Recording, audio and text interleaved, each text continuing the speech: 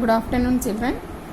In my previous class, I have explained up to electronic configuration. That means that I came up to the definition of electronic configuration. So, what is the definition of electronic configuration?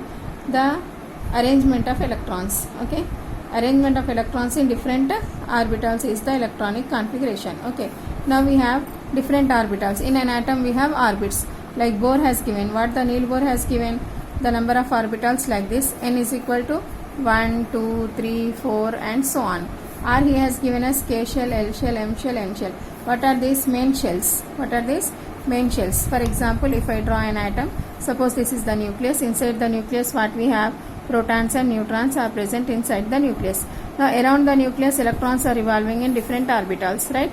Like this, electrons are revolving in different orbitals. So here these are the main shells. What are these? These are the main shells. So Bohr has given these shells, designation for these shells.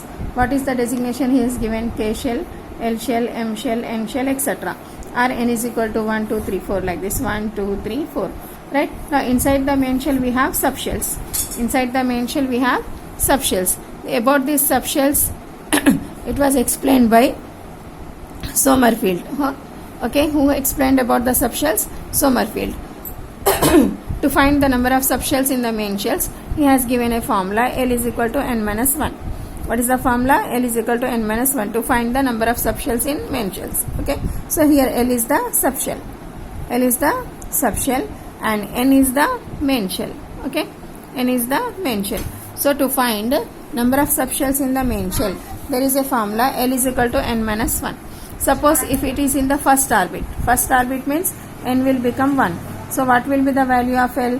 So value of L will be L is equal to n minus 1, that is 1 minus 1, that is 1 minus 1, that is 0. Okay, that means 0 means here which subshell is present? S.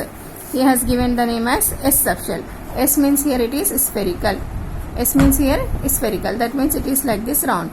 And number of electrons present in the S subshell is maximum only 2 electrons. It can accommodate only 2 electrons in the S orbital, right?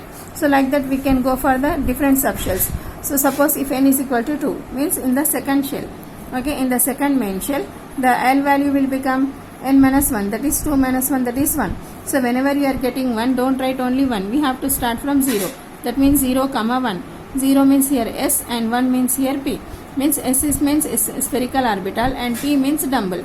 P means what? Dumbbell. It is like this. Okay, dumbbell shape. Right, in dumbbell shape how many electrons are there? 6 electrons can be accommodated in the p orbital. Okay, in the p subshell, right?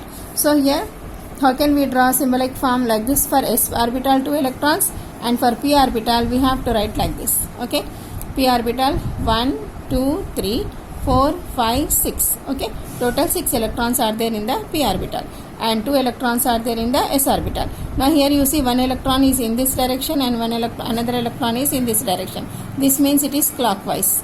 Okay, clockwise. Rotation is clockwise and this is anti-clockwise. Another electron is anti-clockwise. That means spin quantum number will explain about this. That means when one electron is moving in this clockwise direction, another electron will move in anti-clockwise direction. Okay, that gives the rotation of the electrons around the nucleus. Right, then if we go for n is equal to 3, n is equal to 4 like that, so we will get the different orbitals. So suppose if you are taking n is equal to 3, that is the third shell. So L is equal to n minus 1, that is how much? 3 minus 1 is equal to 2. So we have to start from 0, 0, 1, 2. Now 0 stands for S and 1 for P and 2 for D. That means now d orbital has started here. So what is the shape of the d orbital? That is the double dumbbell. What is this? Double dumbbell. We can say, right? Double dumbbell shape. Okay, now how many electrons are there in the d orbital? Let us take, so here 5 orbitals you have to draw. 1, 2, 3, 4, 5. So electrons are 1, 2, 3, 4, 5. Okay, 6, 7, 8, 9, 10. Total electrons are how many? 10 electrons can be there in the d orbital, not more than 10 children. You have to remember how many we got. S is equal to 2, P is equal to 6 and D is equal to 10. So now going for fourth main shell, N is equal to 4. So that is L is equal to n minus 1, that is 4 minus 1, that is 3. So we have to start from 0, 0, 1, 2, 3. Now S, P, D, then F orbital has started here. So what is the shape of the orbital F? That is that fused orbital. So we cannot draw the orbital shape of the orbital of f orbital. So but it accommodates how many electrons? 14 electrons. So let us draw 1, 2, 3, 4, 5, 6, 7. Okay, now 1, 2, 3, 4, 5, 6, 7, 8, 9, 10, 11, 12, 13, 14 electrons. So number of electrons are 14 electrons in case of f orbital. Okay, now going for this, now you might have understand in s orbital 2 electrons, p orbital 6 electrons, d orbital can accommodate 10 electrons and f orbital can accommodate 14 electrons. This you have to remember compulsory without forgetting. And one more thing you might have observed while placing the electrons, how I was doing. Suppose this is the p orbital. So in this x axis, y axis, z axis, I have drawn first one electron each. Then I have started pairing. This is the Hund's rule. Whose rule it is? The scientist's name is Hund. Hund's rule. What he said? Pairing of electron takes place only after filling all the orbitals with single electron each. Okay. First you have to draw single electron, then you have to start pairing. Never you should draw like this.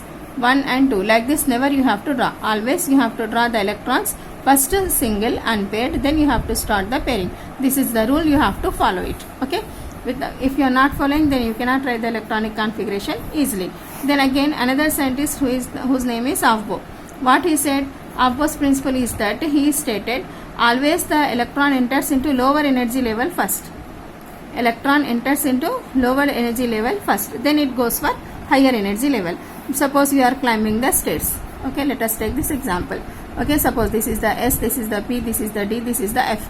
Now when you are standing here, just you have climbed here.